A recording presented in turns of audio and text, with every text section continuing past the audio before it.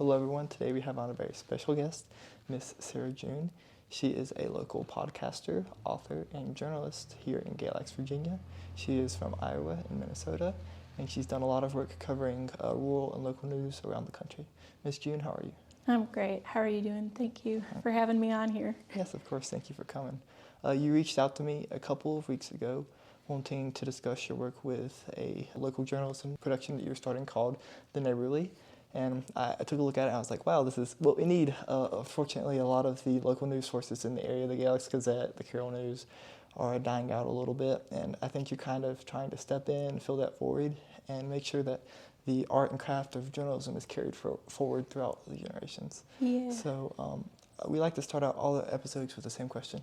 Where'd you grow up? I grew up in Koochiching County, Minnesota, and Winnesheek County, Iowa. I'm clearly from the Midwest, and as an adult, I've moved for work to Madison. I lived in Madison, Wisconsin, and then we've lived in North Georgia and the North Dallas, Texas suburbs. And we came out here to Galax, Virginia to be near our family who is in Durham, North Carolina. In some of your work, you've talked about how where you grew up was rural, a farm community. Did you kind of realize that growing up? Did you know that you were in a small town, or was it just normal life to you? Well, I never lived in a small town. I was 12 miles from town, and I noticed when I moved here to Galax that rural here seems houses and farms seem to be a little more closer together. Yeah. And in Winnesheek County, Iowa, it's that we don't have quite the population density. So, that there might be a couple houses near each other, and then you might drive a couple miles to the next house. Mm-hmm. And so I always knew I was a country kid. There was no doubt about it. And if you forget that you're a country kid, the kids who live in town will surely remind you of that you are not a town kid, you're a country kid. So, when I was really little and we lived in Koochiching County, we lived in a little town that would have been a little town, but again, I think that was like maybe a population of about 300. Mm-hmm. So that, and there were probably more bears than there were people, frankly, around Little Fork, Minnesota. So. Yeah. So when you were growing up, were you interested in journalism or writing? You later went to college and studied English literature, but was that something that you knew you wanted to do? I always thought that writing would be a part of my life, even when I was a child. The reason being is I was slow to read. I wasn't much of a talker.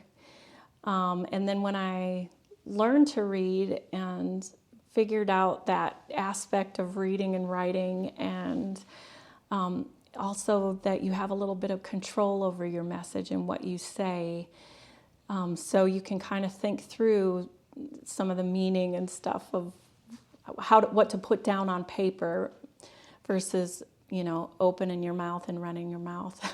So I really kind of took to writing because it gave me some sense of control. But it was clear after high school that I just wasn't able to get work writing. You just don't go get a job at a newspaper and can make a living, that I remember. And I went on to college mostly because that was a good option for me, because the work was slowing down in rural areas back then. So I had gone to college, and I had told you previously that it was kind of against my will and wishes because I didn't want to go. But I chose English literature because I could read well and write the papers needed to complete that education. And then, of course, with an English degree, I wasn't able to get a job. So I spent most of my years working as a secretary and working in human resources, administrative roles, and things like that. And so writing as a career came midlife for me. We'd moved with my husband's work to Dallas, Texas.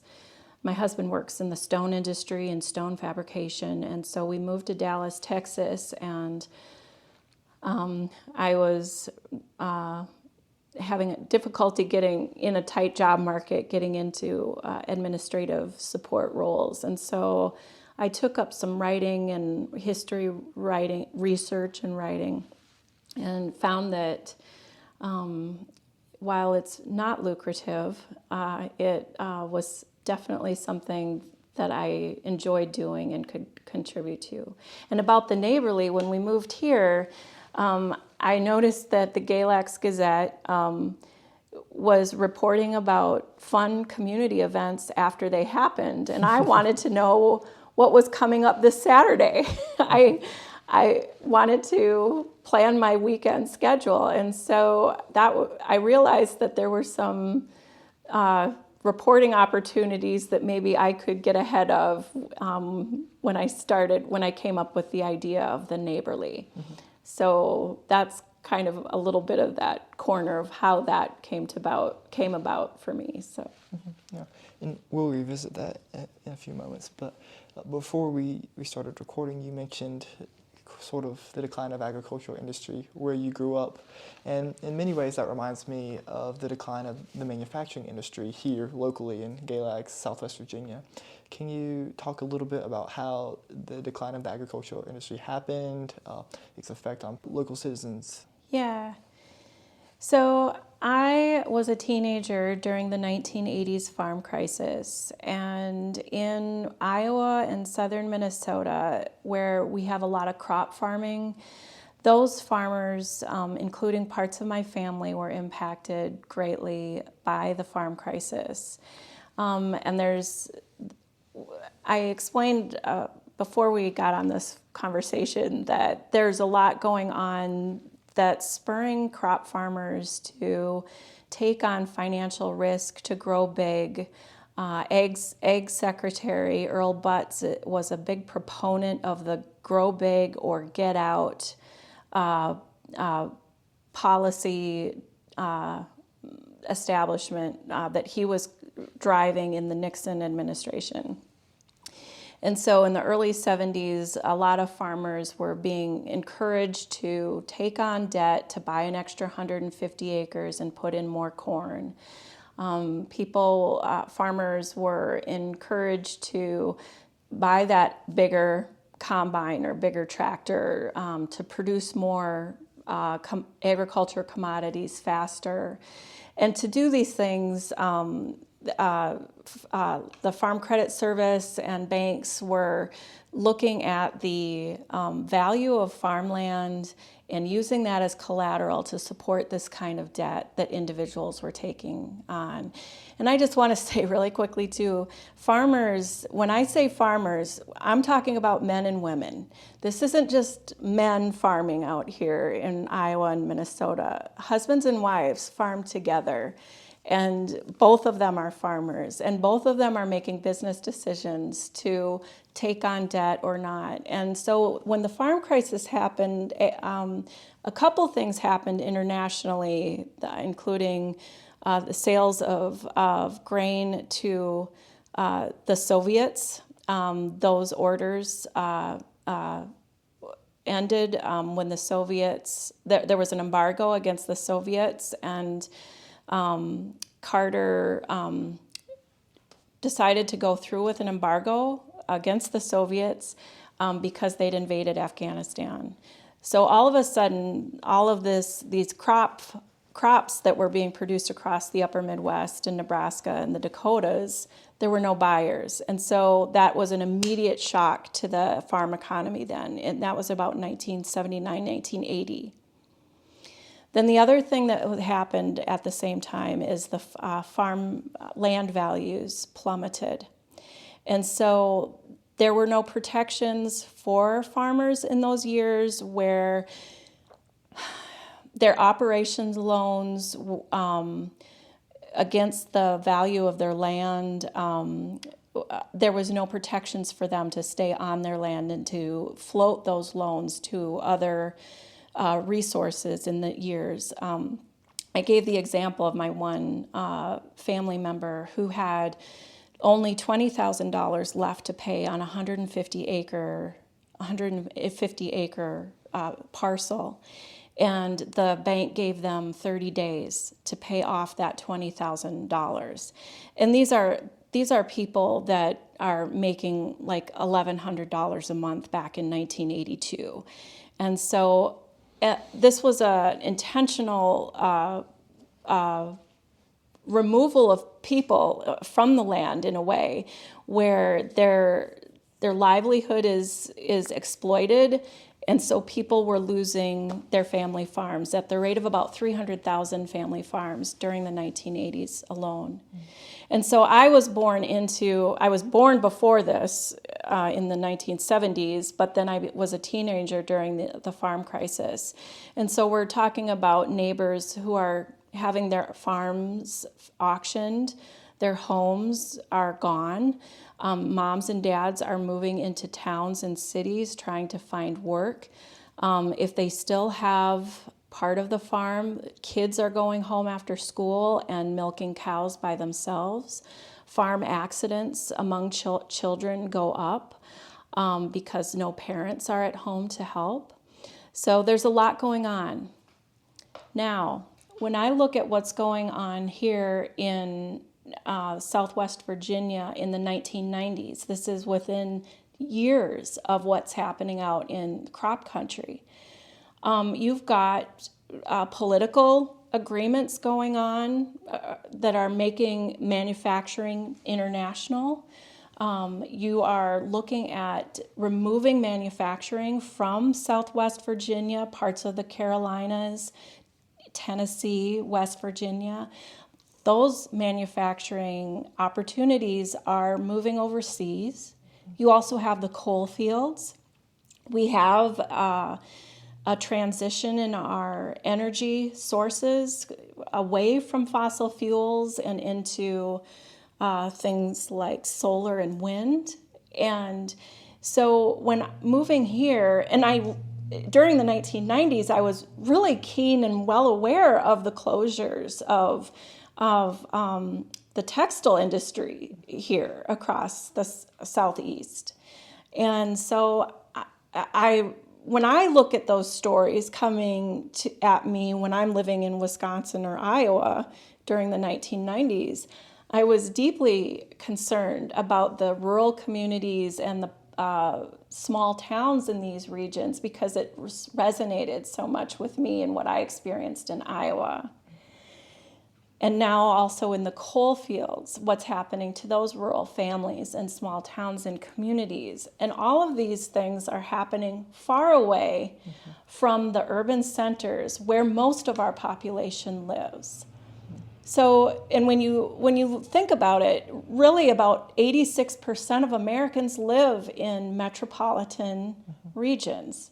So it's easy for most of our population just to ignore what's happening to the 3,000 people whose jobs were affected by a closing of a factory, or reduction in fossil fuel in the coal industry, the 3,000 people in a small town in the coal fields.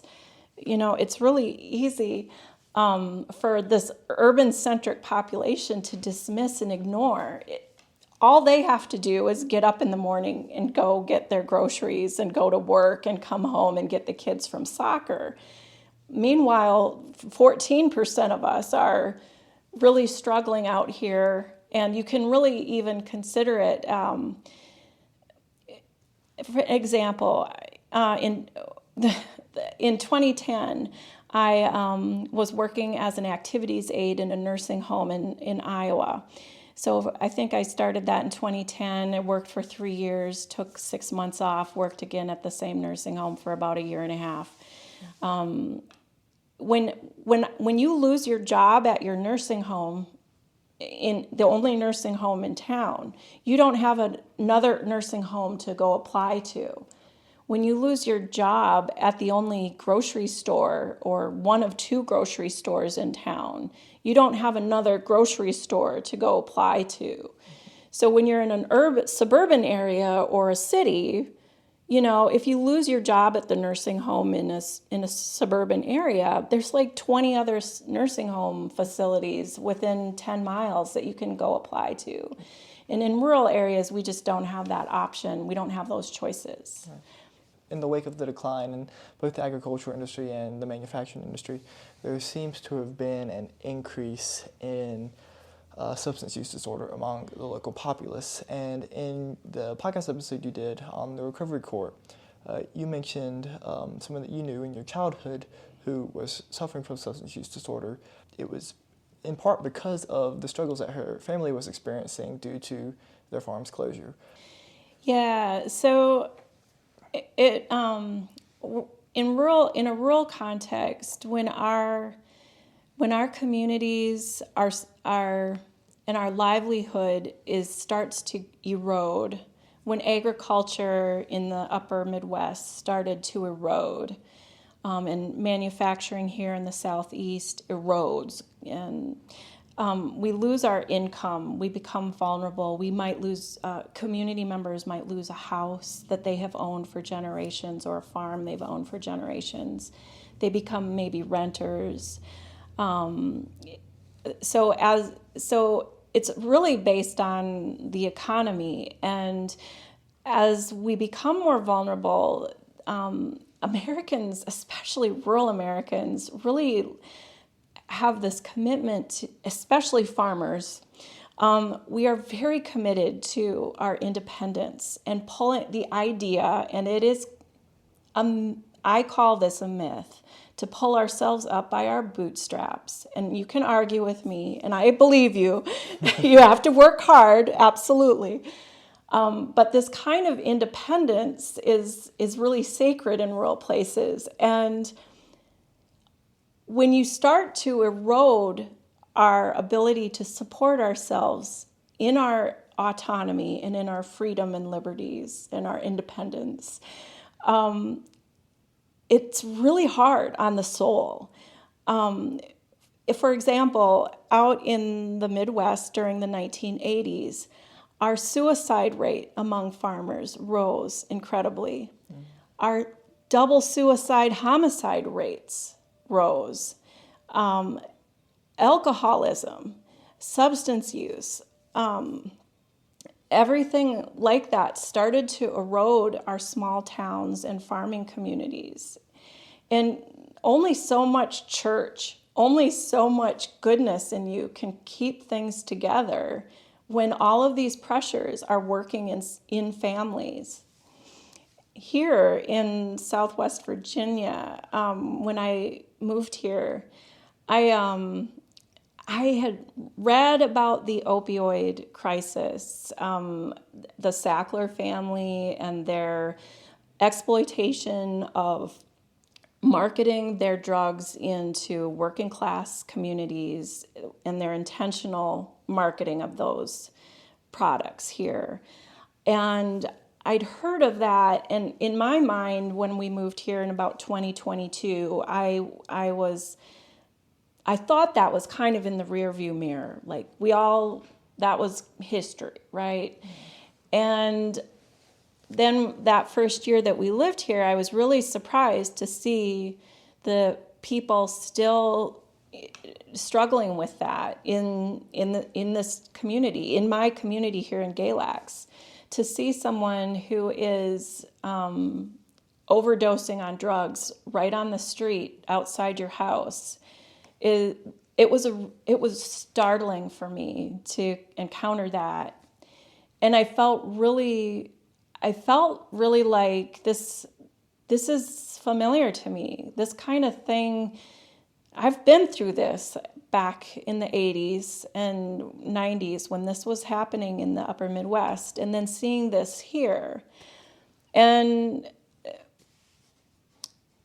also knowing the history, the recent history here of closures in the textile industries and the manufacturing, and also both agriculture and manufacturing industries. These are physical labor jobs. There's danger involved in manufacturing and in agriculture. These are daily jobs working with machinery and equipment, standing on your feet, repetitive motion in many cases. And so, unlike white-collar work, if you're working in manufacturing, your body is going to break down by the time you're in your 50s. If you've been doing the same job for 30 years in a manufacturing facility or in agriculture, your body, it takes a toll on the body. And so you can see how Sackler family is using their painkiller opioid, OxyContin. So you can see why they're preying on working class, working people with these drugs, because our bodies are, this kind of labor takes a toll. And then when you lose your job and you've been struggling with issues related to your back or your hips, or maybe you lost part of a hand and some equipment over the years, and you're using OxyContin or an opioid to take care of that, you become vulnerable. Your culture is eroded. Your churches erode. Your community organizations erode, because more and more people are just basically trying to get by. And the economics of it all, too. Can you afford the place where you live? Can you afford the food at the grocery store? How many jobs do you have to work to pay your rent and to get groceries? Question is, do you even get to have Christmas? At least in this area, we seem to have a growing support system for individuals suffering from substance use disorder. Like, for example, the Recovery Court, which you have covered extensively, and I'm going to link in the podcast description if anyone would like to check that stuff out. And we have our judicial body is very supportive and very forward-thinking, and are really trying to help individuals out. And we have counseling services and treatment centers. While it is an ongoing issue, there is support and ways that people can get help. Like we've mentioned, you've covered some of that. So in your newsroom, The Neighborly, you've written some about the local happenings of Gay Lakes area, some community activities. But in the Daily Yonder, which is sort of a national newspaper, you did a series, a 3-piece series, plus a podcast series on Recovery Court. Can you talk a little bit about how that idea came to you and why that story spoke to you specifically? Yeah, so one of my friends in the area, her mom had just passed away from a lifetime of addiction.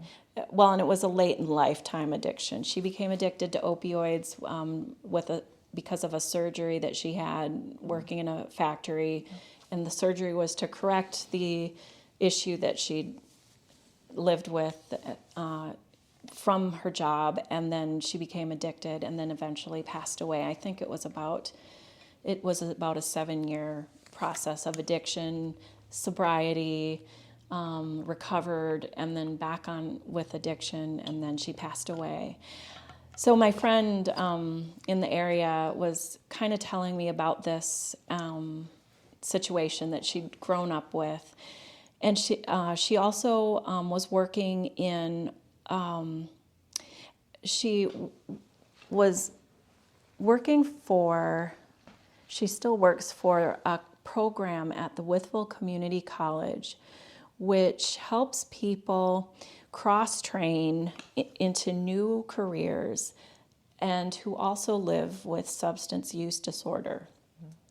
So Wytheville Community College gives, if maybe you've been laid off from your factory job, or maybe you want to add some new skills or learn, get some accreditations so that you can start your own business, Wytheville Community College is just an outstanding resource for the region. And they added this program for people living with substance use disorder to also be mainstreamed into academics post-high school, but then also have these resources on hand to help them continue on sobriety. And so talking with her, I learned about the program through the recovery court system and Walter Midkiff's program called Recovery Fitness. And Judges Harrell and Giesler are two of the figureheads for the recovery court and recovery fitness program for the area. And they started to deliver an innovative program that combined fitness with sobriety, counseling, and resources for people who are facing charges for drug charges, facing incarceration for drug charges. And so instead of putting people in jail for drug charges, they have an option to opt into recovery from their own substance use disorder and to become active members of our community, holding down jobs, they're taxpayers. And so this is really important work, and a lot of research has shown that people who live in cycles of substance use disorder benefit from supportive law enforcement and therapeutic programs to help them pursue sobriety and to stay in their communities with their families and become contributing members of society. So it was really exciting for me to reach out to the recovery court. Judge Harrell and Judge Giesler are amazing. Their program is unique in the nation because they partnered with Walter Midkiff's Recovery Fitness. The idea is that the mind coming off of addiction can start fueling its own adrenaline by doing physical activity like exercises, fitness, jogging, weightlifting. And what's so innovative about the work that Harrell and Giesler do is that they actually work out alongside the people who are facing drug charges in this program. So we're talking about area judges coming down off the bench, getting out into a gym and working out alongside the people that sometimes they have to say that you're going into jail now. And they're also working out alongside people that are having some incredible success from this type of program. Yeah, definitely. And Luke, my former co-host, and I had the opportunity to work out with them during one of their sessions, and it was an intense workout. They work hard, and they ended it with some meditative reading and just a community get together where everyone talked about what they were proud of, something that they had accomplished that week, milestones for the duration of their sobriety. It's a really great organization. But when you discovered the program, what made you say, "Oh, people need to know about this"? Yeah, so what I love about this is that this is an innovative program coming out of rural America that can be an example for districts and law enforcement everywhere in the U.S. Oftentimes in rural places, innovation comes out of urban-centric places. And this is an example of rural community supporting each other, law enforcement getting behind this and setting an example. This is rural innovation. This is community building, and it's the best part of rural America. The other thing is, for clarification, drug courts are available in a lot of districts around the country. They started out during the 1980s in Florida as a response to what African American communities were dealing with the crack epidemic in the 1980s. Any judicial district in the United States can opt into creating their own drug court. And many districts don't have drug courts. What's really special and innovative about this drug court is that Giesler and Harrell decided to add this fitness piece to their recovery court. And in fact, the state of Virginia officially changed its name in a bipartisan effort in their House and Senate to change the name officially from the name drug court to recovery court. And this really comes out of Judge Harrell and Judge Giesler's vision for their program here. They started calling their drug court recovery court.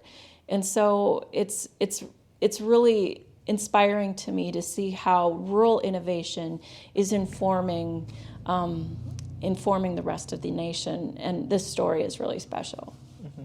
And you mentioned recovery fitness, and here in the Twin Counties, they do their exercise in a church gymnasium and outside, but I believe in Smith County, they actually work out inside a courtroom.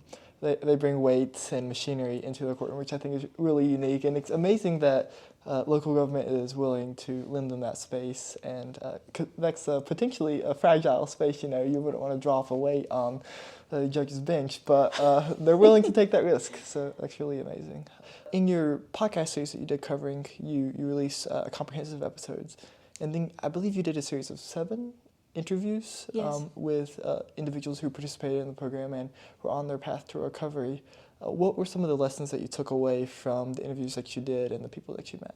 So the most important thing people have to know is that these people started their addiction in early childhood. Mm-hmm. These are people that were vulnerable around the age of 10. There was access to alcohol, access to drugs. Parents were working. Teachers weren't paying attention, or if they were, teachers didn't have time to cope with and help youngsters make healthier choices. And that also leads us to the question is, how do we end up with so many children who are making their own choices at age 10 and 11? So that's what we're really looking at, is people who are, the people that I interviewed in this series are generally in their ages 30s and 40s, and they started their addiction when they were children. And I feel, knowing how hard it is growing up in households where there's insecurity, violence, manipulation, neglect, overcoming those things is hard. And the population that I interviewed, not all of them come from those types of home environments. But when you add in on top of that alcohol access and drug access at age 10, and that accessibility to those substances can become routine for a young mind. How do we ask people who've been going through cycles of addiction and sobriety since they were 10 years old, how do we ask them to clean up their act, get their act together, and become contributing members of society?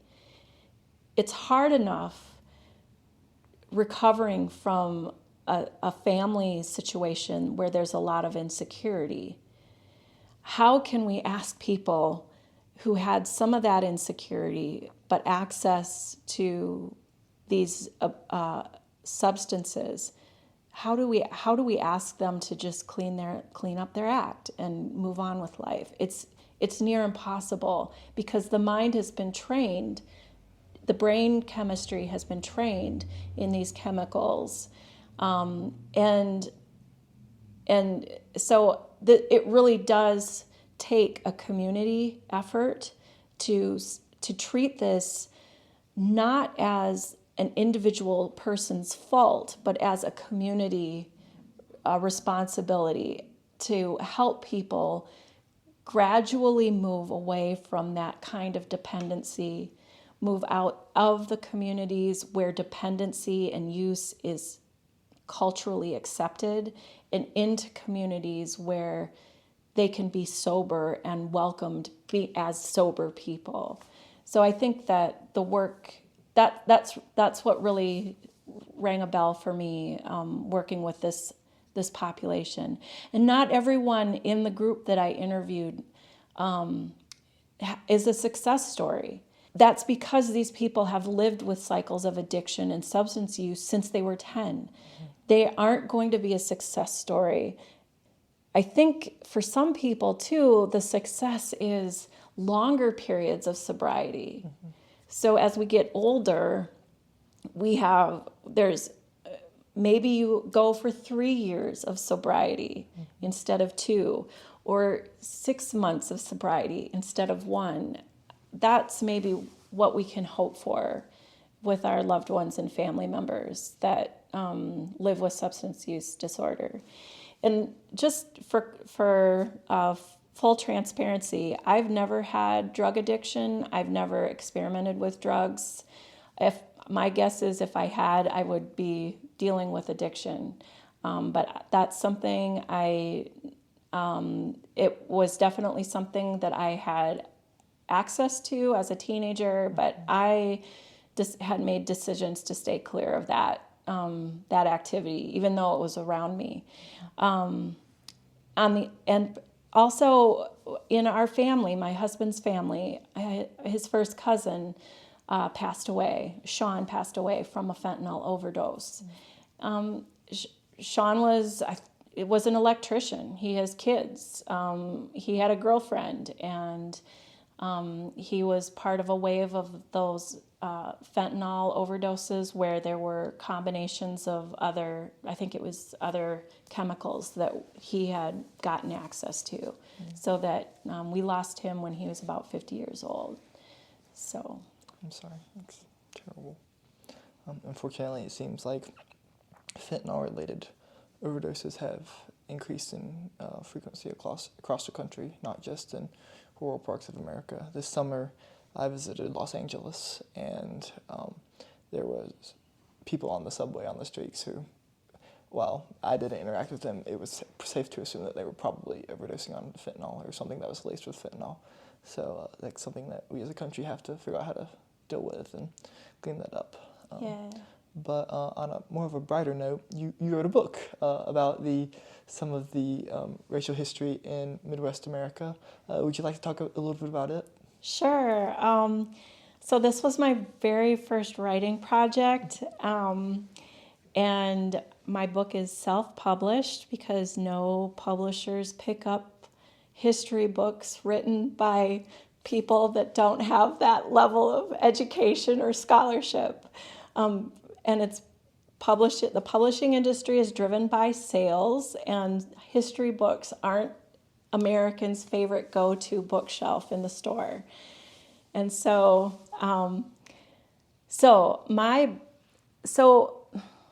this is a little bit of an interesting story. When I was working, in Iowa, you don't really think of Iowa as a place, Iowa or Wisconsin or Minnesota as a place where African American people live. And you don't think of Iowa, Minnesota, and Wisconsin as a place where African American pioneers lived. And so when I was working in the nursing home in about 2012 for Martin Luther King Day, and I'm going into a little more detail than you asked for, but it's an interesting story. So, for Martin Luther King Jr. Day, I decided to invite all of the elderly people into the chapel, and we were going to talk about civil rights. And I wasn't sure how this was going to go over, because this is literally like 100 old white people in wheelchairs, and they're all darling, lovely people. So we got into the chapel, and we started talking about civil rights and Martin Luther King Jr., and Lester, my favorite Lester, spoke up, and he said, well, we went to school with the Marcy family. They were black. And I said to Lester, there were no black people in Winnesheet County in the 1920s and 30s. And Lester said, "You're wrong." And I have to say, and I, as a white person growing up in rural Iowa, how did I not know this? Like, seriously? It was this moment of like, how did I go through high school history and not know that there were African Americans out here who were pioneers? And I was actually learning that this was was a real thing from living memory of my elders, from my community, which was special. And so that really stuck with me for years. How did I not know this? And I was really frustrated because I felt cheated out of my own history. My my idea about who I was and the people I came from is all Laura Ingalls Wilder. And Laura Ingalls Wilder, that I can remember, I'm not sure there were any Black pioneers in Laura Ingalls Wilder. So when I started doing history research, unemployed in Dallas, Texas, I started looking through the census records for Northeast Iowa, Southwest Wisconsin, Southern Minnesota. And I discovered that there were, in fact, lots of African Americans, farmers and pioneers in our farming communities there. And I was blown away. And one family in particular caught my attention because part of my family and my husband's family come from Southwest Wisconsin in Vernon County and Grant County. And this one family struck me as very interesting because at some point the historical societies there decided to erect a sign that said that the Horners of Virginia brought their slaves with them to Southwest Wisconsin, and the slaves were called the shepherds. And I'm using this kind of language because this is kind of like what's on the sign. I wouldn't choose to use this terminology today, but what's on the sign is the Horner family of Virginia came to Wisconsin, and they were sympathetic abolitionists, and they came to Wisconsin to free their slaves, the Shepherd family.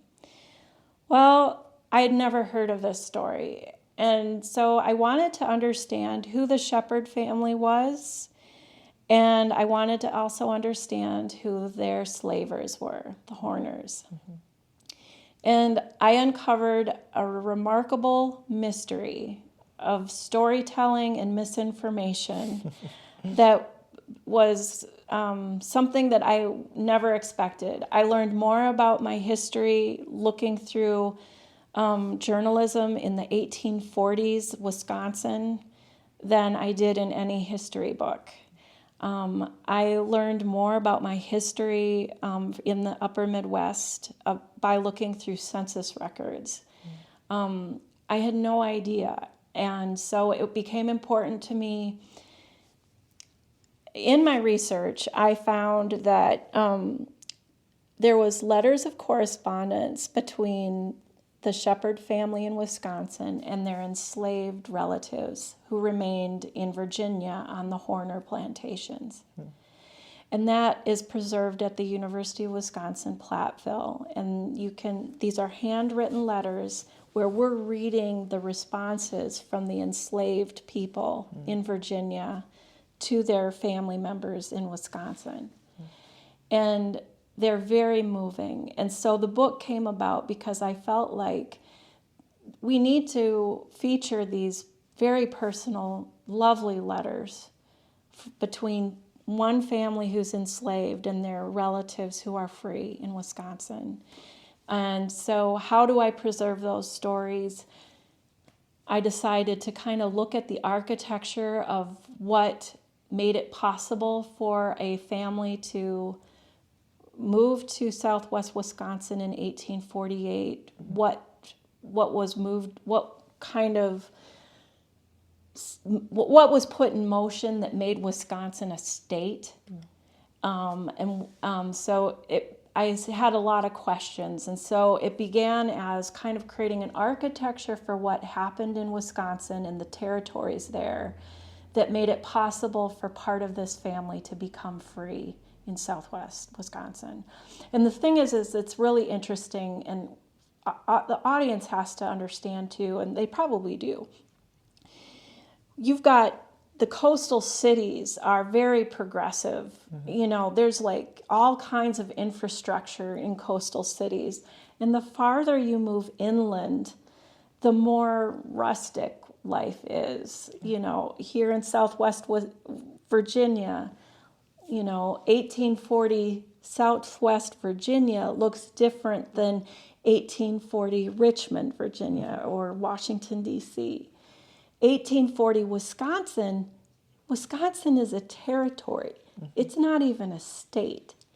And so the federal government is removing the indigenous people out of these territories into containment areas in Iowa territory and Minnesota territory and the Dakotas in order to get Wisconsin ready for settlement.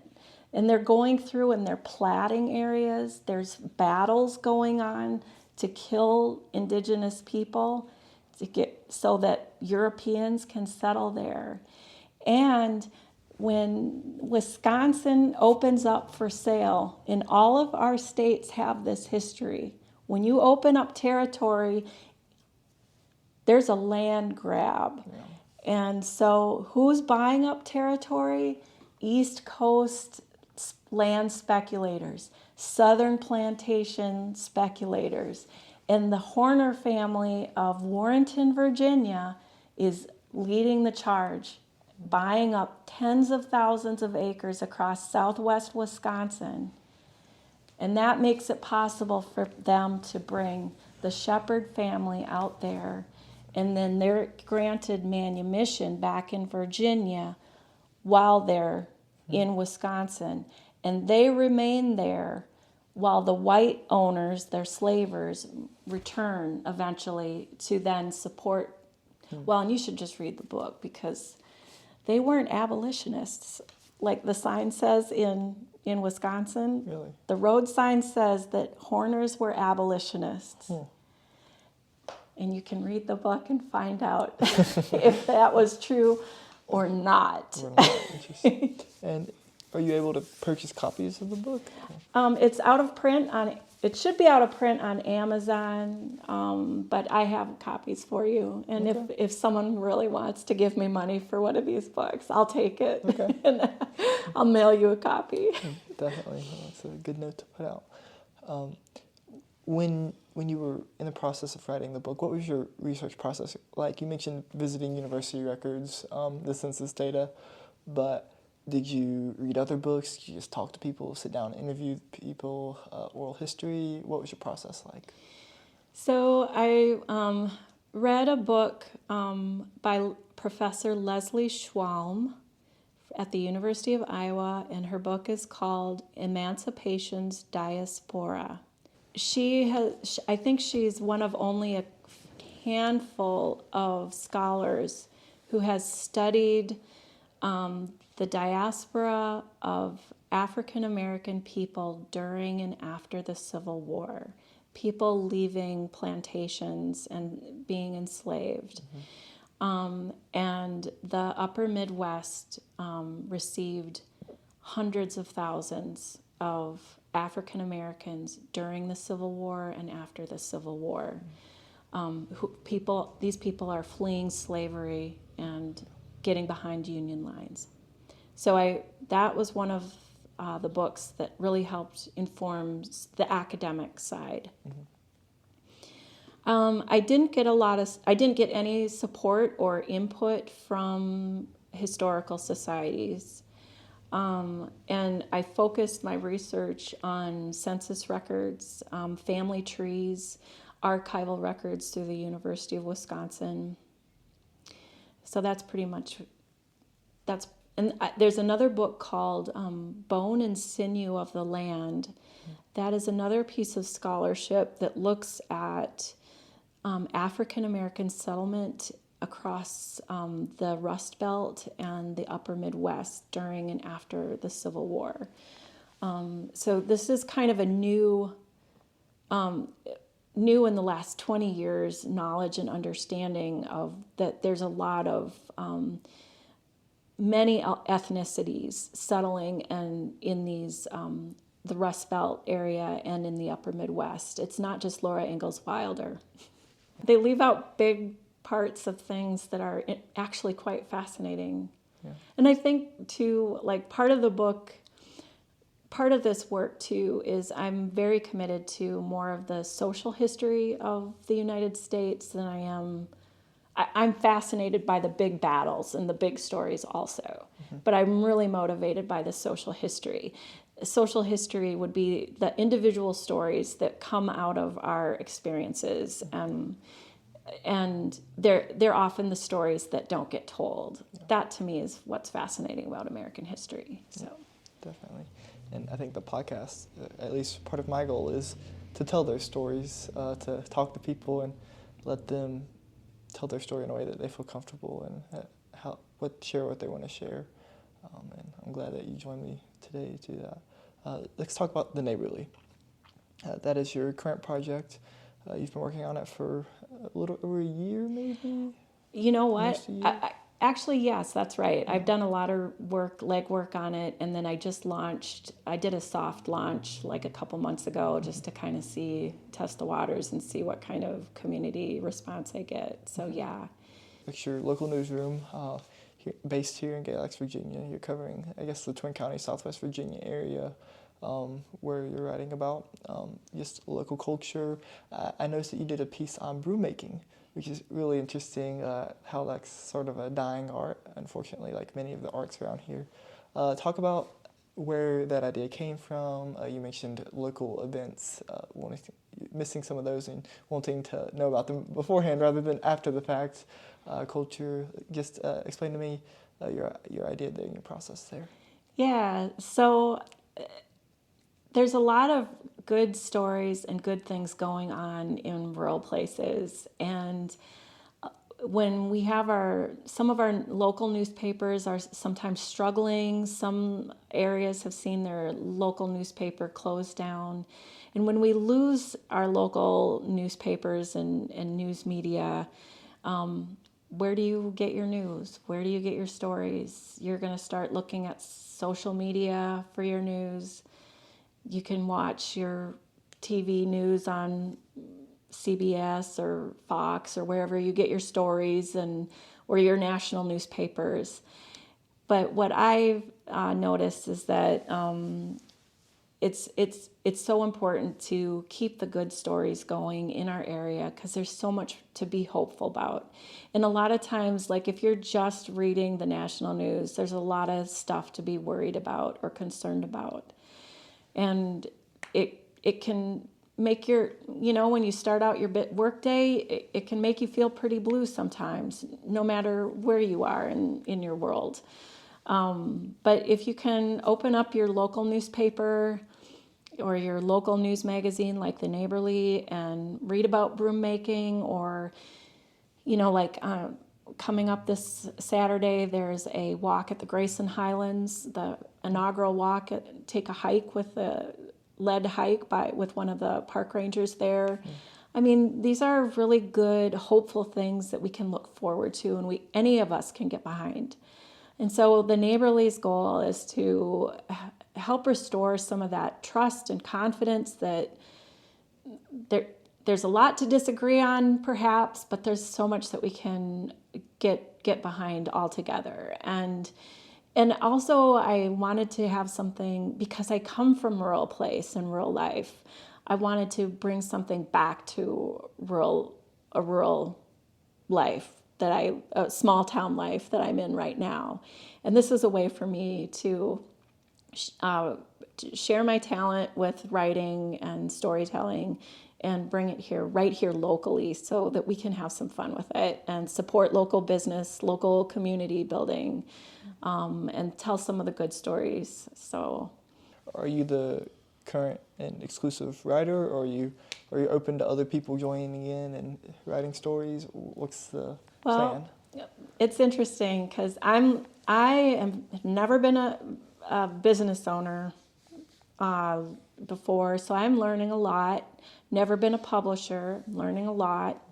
The Neighborly is part of a national group called the Tiny News Collective, and they are a resource for small, hyper-local, independent newsrooms. And so I've learned a lot from them. I am officially an LLC, which means I have to pay people to contribute to my publication. So as much as I'd love to there's people that would love to volunteer, and I'm not at a place where I can hire freelance writers right now. And I can take press releases. So if the Girl Scouts or the FFA have a press release, I can have them write that up and I can run that in the Neighborly. But if you want to write a story about of goat varieties in the FFA, I have to find a sponsor who will be able to pay that person. So there's technical stuff I would love to have. Yeah. I am the sole editor right now, and I'm working with what limited resources I have to kind of just volunteer my time to keep it going. Mm-hmm. And I am going to keep this going for at least 2 years because it takes 2 years to do anything, and hopefully I'll be working through getting some grants and other paid advertising so that I can start, paying for my gas to get to different events in the area to cover the news, but then also I would love to be able to pay some freelance contributions to cover some of the storytelling here. Mm-hmm. So. Yeah. And do you have a social media presence, or is it just a website? What's your plan with that? I made an executive decision to keep the Neighborly off social media. Okay. You can share anything on the Neighborly on your own Facebook page or your own social media page. And in fact, I made it so user-friendly, there is a link at the top of each article that says, share on Facebook. So if you want to share it on your own Facebook page, you can share any article on yours. And I did make a strategic decision not to do that. It's kind of against the grain. Part of the reason is because social media is not journalism, it is not news. Mm-hmm. And I want to have control over what kind of advertising is appearing on my stuff. Mm-hmm. If I create a Facebook page for the Neighborly, whatever advertising Facebook wants to embed with my stuff, they decide that, and I don't want that. I don't want to give up that control. Yeah, understandable. Social media is also hard to do as well.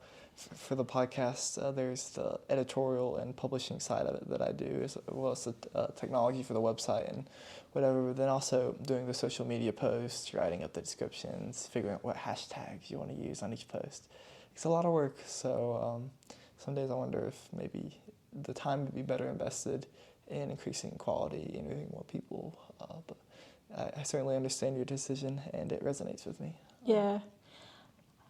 Just as an FYI, I have experimented with TikTok and Instagram over the decades, mm-hmm. and I only post on LinkedIn. Mm.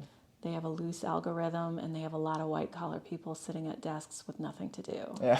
So I've really given up, and I don't do anything with Facebook because that felt like me putting stuff out on a desktop and one like, and it was my mother-in-law or something like that.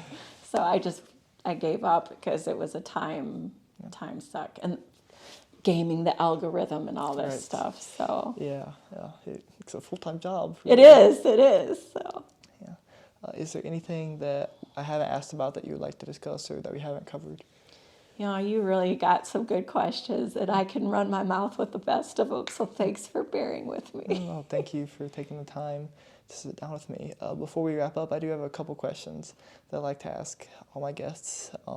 The first one is, what advice would you have to someone my age, teenager, maybe young adult, who is wanting to pursue a career in journalism or maybe do it as a hobby but they don't really know where to start?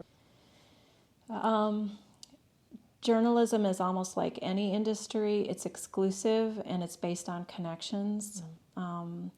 So if you can afford the type of journalism school that will gain you access to those industries, that would be a good place to go if that's what you want to do. But I think that also there's the technology that we have today makes it so that we can be our own newsrooms. And there's a lot of power in building your own newsroom. Using social media, using Vimeo or YouTube. My newspaper, news magazine is on Ghost, WordPress. There's a lot of technology where you can deliver your own storytelling. Yeah. I would also recommend connecting with resources at Lawyers for Reporters. They are a nonprofit organization that will choose reporters and newsrooms to represent or to offer legal advice for free. Because basically anything that you write can issue forth hundreds of complaints. It's a very delicate thing to be a reporter, and it's becoming increasingly dangerous to be a reporter. We also have unions and organizations that you can join as a journalist or a reporter, so that you can have some protections and advocacy if you are in difficult situation. And of course, there's always issues with copyright and sharing other people's content and stuff. So going into reporting and journalism and freelance writing, there's just some things that you have to check some boxes on before you just dive into it. But I do encourage people to dive into it. The second most important thing is remove yourself from your urban-centric cultures and come out into rural America and find yourself here and build some stories out here. Because this is where the story is happening. This is where your food is coming from. This is where your electricity comes from. So I encourage all young people, if you have resources, find yourself in rural and small town America and build something amazing for yourself here. And besides, there's a ton of empty real estate, commercial real estate, just waiting for you to put your mark on it. So that's my advice. Yeah, it's a great piece of advice. And you talked about being from rural America. What does it mean to you to be rural, or for you to have an identity as a rural American?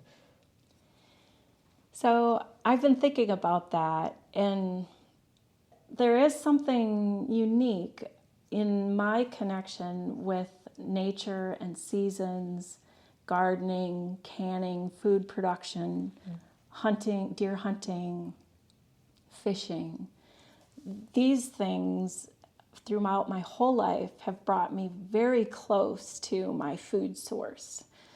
Chopping wood for heat in a house. Full disclosure, I have never chopped wood. That's my husband's job. If one is chopping wood in my house, that's my husband's job. But for sure, fishing, gardening, canning, baking, cooking, making things that come from me, weaving, sewing my clothes, knitting, crocheting. These are activities that are urban and rural, but you can't find some of these cultural things in urban and metropolitan areas. And so I really think that there is a natural component that when you grow up rural, when you're raised, or when you move to rural places, you're going to connect with things that are more about your survival than they are in a city.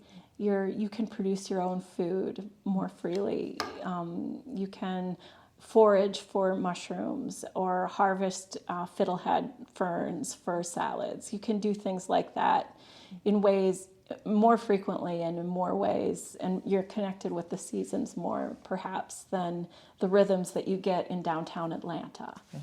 And that's not to say that ruralness is exclusively rural. These communities are in downtown Atlanta and Detroit. There are agriculture communities that are finding those connections in food and textiles and things like that are also rural. And on the converse, you can move from a city area to a rural place and always look like a city slicker. Yeah. You will always, if you move to a rural place and you don't change, you are not rural. You can't bring your Starbucks and your Whole Foods out here or set up shop with your organic farm out here and call yourself rural if rural hasn't changed you. If you come here and impose your culture and continue your life out here, that doesn't really make you rural.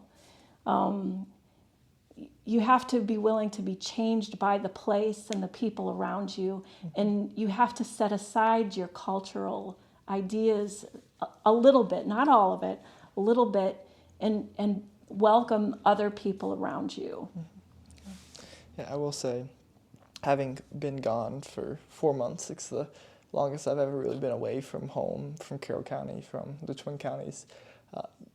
I appreciate it more than I did when I left. And especially in the months leading up to my departure, I'd look around and be like, wow, this could be the last time I see this particular road for 4 months.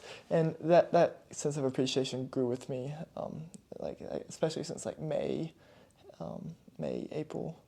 But really recently, in the past 2 weeks that I've been home, a lot's changed. You wouldn't think much changes, but change happens. And I really miss and appreciate my community here and everyone, the people. The people make the place, for sure. Yeah, that's right. That's right.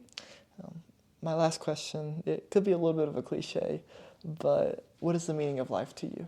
Oh, for heaven's sakes. Oh, for heaven's sakes. I guess for me, the meaning of life is all about kindness. Yeah, I think that we live in a society where there's just a lot of manipulation, exploitation, lots of systems. And I think the best thing that anyone can do with their time is just to connect with, remind yourself of your own humanity and the humanity in everyone else, and have some good manners, show some respect, show some restraint in your, if you have certain religious ideas or certain political ideas, just show a little restraint to give room for someone else. And we just really live in a hyper individualistic society today in America, and it's not all about me, the individual. It's really all about us together. And so it's good to just, and I do think this is a very rural sensibility, specifically rural. And it is a lot of good manners. I just think there's a little bit of that restraint and good manners and gentleness that this country could use more of. And in a rural context too, we are more interdependent in ways than metropolitan people, because when your bridge washes out on your driveway, you're dependent on your neighbors to help, and your family to help you build that bridge. When the road is washed out to the 5 houses on your road, you're interdependent with your community. When things freeze and you can't get into town, maybe your neighbor who does get into town can. and they can bring you back some groceries to get you through a couple days. There's a lot of interdependence in ruralness. And so I just think kindness is the meaning of life. Yeah. Is that the meaning of life or the secret of life? What was it? Let's do both. It was meaning, but I Yes. like that too. I like it for both. Yeah, I think kindness and gentleness is really important. Yeah, I agree. So, Well, thank you so much for talking with me today. I learned a lot, and I really appreciate you giving me your time and telling me and my audience a little bit about yourself. So thank you. thank you so much. It's been a privilege, and I love the Ridge podcast. Thank you. Keep it going. Thank you.